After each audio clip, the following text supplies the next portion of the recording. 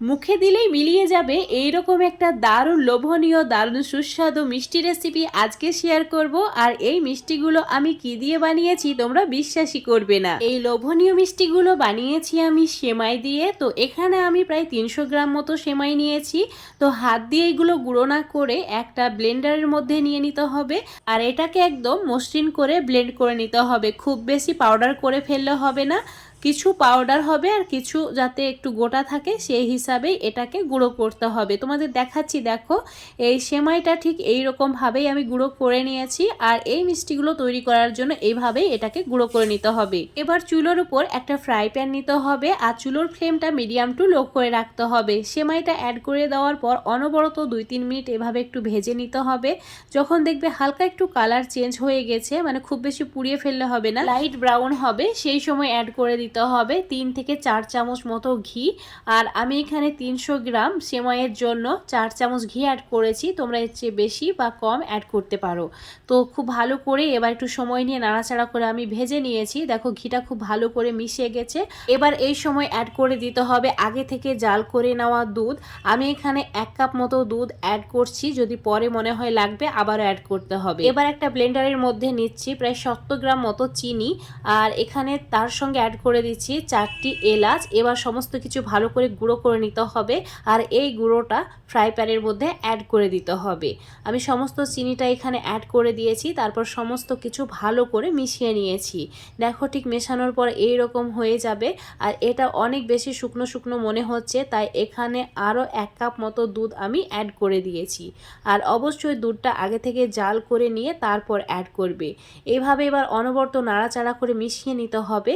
আর এটা একটু বেশি টেস্টি করার জন্য আমি এখানে কনডেন্সড মিল্ক ব্যবহার করছি। তোমরা চাইলে গুঁড়ো দুধটাও ব্যবহার করতে পারো। তো অবশ্যই গুঁড়ো দুধ নাহলে কনডেন্সড মিল্ক অ্যাড করবে, তাহলে এটা টেস্ট অনেকটাই বেড়ে যায়। তো আমি এবার চুলোর ফ্লেমটা মিডিয়াম টু লো রেখে অনবরত নাড়াচাড়া করে ঠিক এই রকম করে মিশিয়ে নিয়েছি। আর ঠিক এই রকম চিটচিটে আঠালো একটা ডোয়ের মতো করে রেডি করে নিতে হবে। এবার আমি অল্প একটু ফুড কালার অ্যাড করেছি, এটা অপশনাল, এটা না দিতেও পারো, কিন্তু এটা দিলে কালারটা খুব সুন্দর আসে, মানে অনেকটা লোভনীয় হয় মিষ্টিগুলো দেখতে। তো ঠিক এই রকমভাবে এটা রেডি হয়ে গেছে। দেখো ডো, এবার এই ডোটা গরম থাকা অবস্থায় সেট করে নিতে হবে। তার জন্য আমি একটা পলিথিন নিয়েছি। আর এরকম পাতলা পলিথিনগুলো নিয়ে নেবে, তার উপর এই মিশ্রণটা বা মণ্ডটা অ্যাড করে দিতে হবে।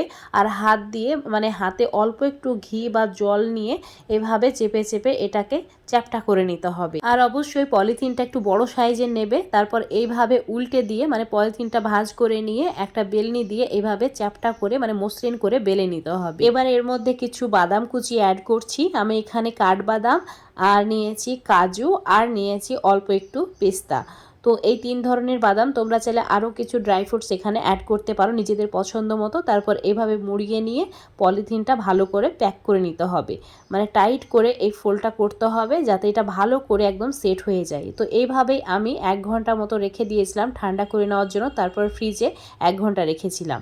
এখন আমি তোমাদের 2 ঘন্টা পর দেখাচ্ছি। দেখো এটা খুব ভালোভাবে সেট হয়ে গেছে। তো পলিথিনটা আলাদা করে নেওয়ার পর আমি একটা ছুরির সাহায্যে ঠিক এইভাবে, মানে একটু মোটা করে কেটে নিচ্ছি। এই মিষ্টিগুলো এইভাবে কেটে নিলে দেখতে অনেক বেশি লোভনীয় লাগে। দেখো কত সুন্দর লাগছে মিষ্টিগুলো। আজকের এই মিষ্টি রেসিপিটা দেখে যদি তোমাদের ভালো লেগে থাকে অবশ্যই লাইক শেয়ার কমেন্ট করে দেবে। যদি ফেসবুক পেজ থেকে দেখো অবশ্যই পেজটাকে ফলো করে নেবে। ইউটিউব থেকে দেখলে চ্যানেলটাকে সাবস্ক্রাইব করে রাখবে আরও এরকম নতুন টাইপের রেসিপিগুলো পাওয়ার জন্য। তো বন্ধুরা বাড়িতে অবশ্যই সেমই দিয়ে এই মিষ্টি রেসিপিটা বানিয়ে খেয়ে দেখবে, তারপর আমাকে কমেন্ট করে জানাবে। আশা করছি খুবই ভালো লাগবে।